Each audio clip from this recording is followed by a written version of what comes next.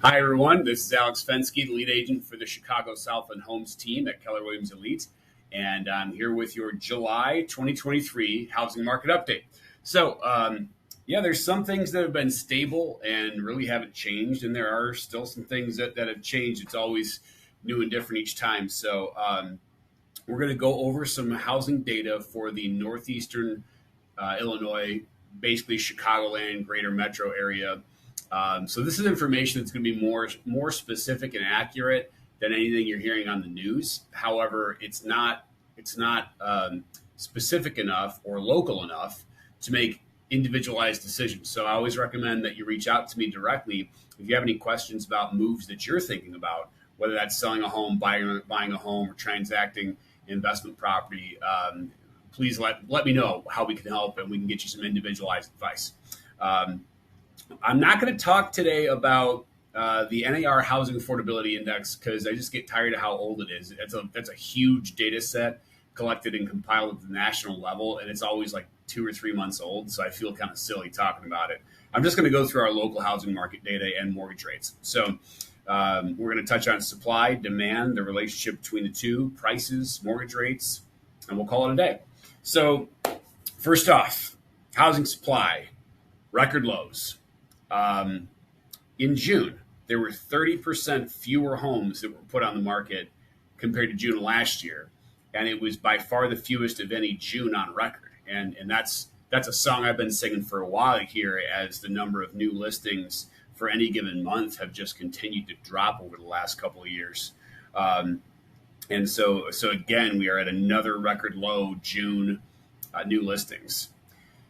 The number of homes that are for sale total actually remained flat, which may not sound like a difference, but it is a difference because typically between January to June, and actually a little bit thereafter, the number of homes that are available for sale typically increases by 20 to 30%.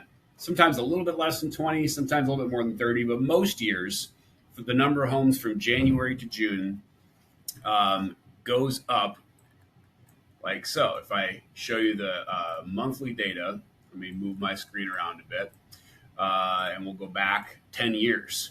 So January is December, January is in the trough down here, and it usually peaks out around August, September. But you can see it's a steady uptick every year. Now, here's where COVID broke it, and obviously that was an exception. It always will be. But then we got back to normal seasonal patterns in 21 and 22, and then, well, hang on, it broke again. Instead of going up from January, it actually went down. And it's been flat. Let me zoom back in here. It's been flat basically since like March. We've been hovering right around 15,000 homes for sale. In January, we had almost 17,000. So this is exceptional. And actually, the number of homes for sale at the end of June is down 36% compared to June of last year. So again, another record low June. And so, both on the number of homes for sale as well as the number of new listings. Sorry, I got to get some toolbars out of the way here. That, as you see, it's supposed to be going up. Every year it goes up that time of year. Very normal seasonal patterns, except it broke. So that's the biggest challenge that the market faces today is the very, very limited number of homes that are coming on the market. A lot of people are saying, well, yeah, it's due to the lock-in effect with mortgage rates because people are sitting on a 2 or 3% mortgage, and they'd be faced with getting a 7% mortgage today. But that can't be the only thing with numbers this low. So I'm not sure what all the rest of the story is. But by the way, we do have a solution for people that are going to be getting a higher mortgage rate and making the most of the one that you have on your current home. There's a way to actually have some good structure some good financial gains around that. So let us know if you're interested. Let's talk a little bit about demand then. So demand, we're probably looking at two metrics. Number one, the number of homes that are under contract at the end of the month. And that number is down about 9% compared to June of last year, which is actually not that big of a drop compared to a lot of what we're seeing in a lot of these metrics compared to last year. And what's really interesting about that number is that it actually held its pace from like April, May, June contracts were the same as they were in May. And that's normally not the case. If you look back at prior years after May, contract numbers typically fall off May and then down in June. Here, 2020 was different because we were just coming out of the initial lockdowns and stuff. But if I show you any other year, after May, June is always a lower number of pending contracts. And in this year, it's lower by 20, but that's essentially flat. So that's something that's really interesting and shows maybe a little bit of an uptick in demand. I would expect that because of that, our July closed sales might look a little better than they otherwise would. So now let's talk about closed sales. And there we've got a big difference. Closed sales in June were down about 22% compared to last year. They were off 35% compared to June of 2021. That was the highest number of closed sales in basically any month, like ever. Like I have to move my tile so you can even see the chart. That was June 2021, record number of sales. So we followed seasonal patterns with those, but we've dropped down to where June landing below 12,000 it really hasn't been a thing. That's lower closings in June or for any of the last 12 years or 10 to 11 years. So demand is definitely down. It's just not down as much as supply, and that's why inventory remains as low as it is. Now let's take a look at how the two compare to each other in terms of supply and demand. One of my maybe my favorite housing market metric. Yes, I have a favorite. Is months of supply. You may also hear this called months of inventory. This metric expresses if the current pace of sales continued and if theoretically no new homes came on the market, how long would it take for buyers to buy up all the existing inventory?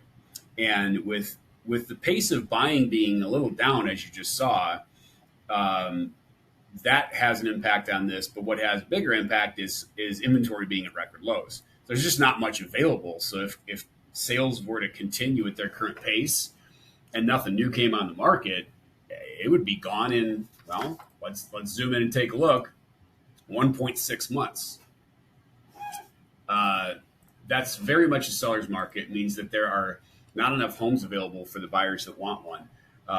And with little minor variations, this number has basically been 1.8 months, give or take a tenth of a month, since January of 2022. So a full year and a half, we've been at that same figure. There's only a couple exceptions to this. In most areas, you're still seeing these sellers market conditions. There's a couple of neighborhoods on the south side of Chicago where supply is as high as 6 months or even a little bit more.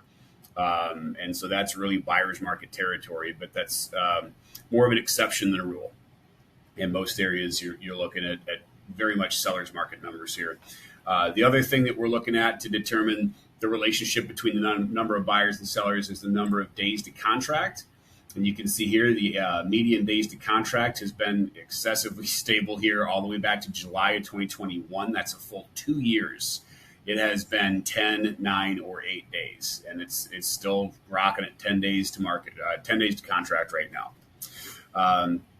So all these numbers tell us that it's very much a seller's market.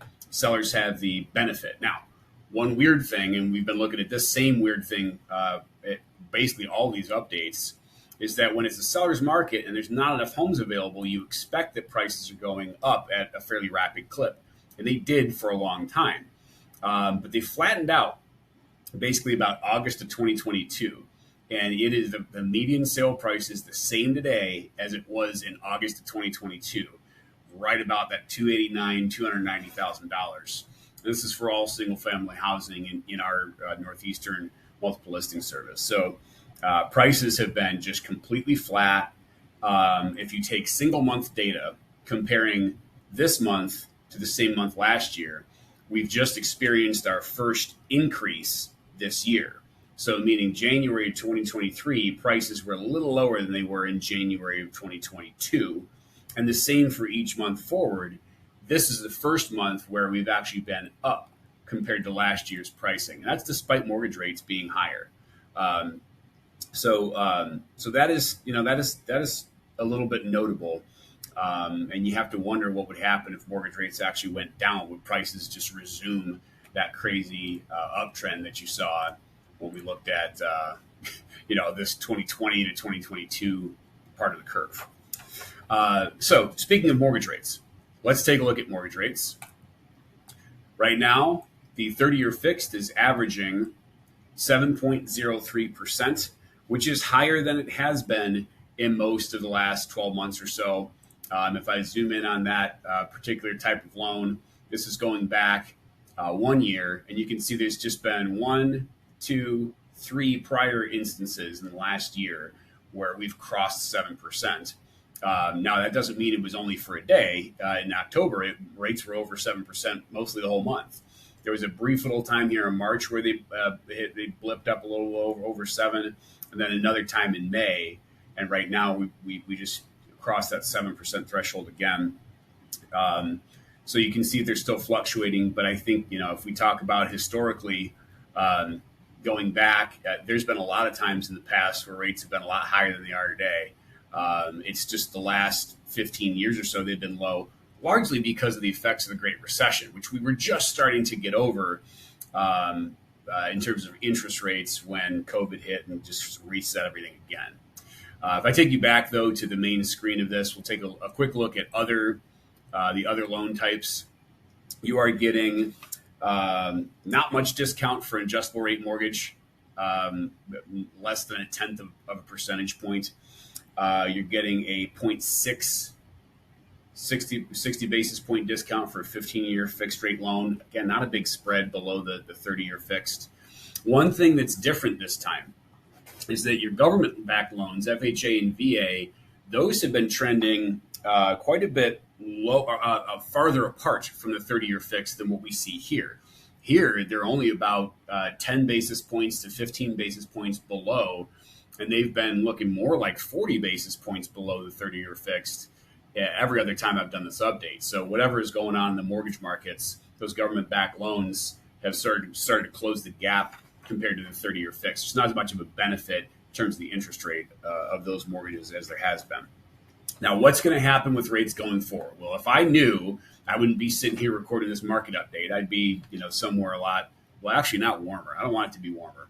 I'd be somewhere doing a lot less working. So we don't know exactly what's going to happen with rates. What we do know is that at the June meeting, the Fed held the Federal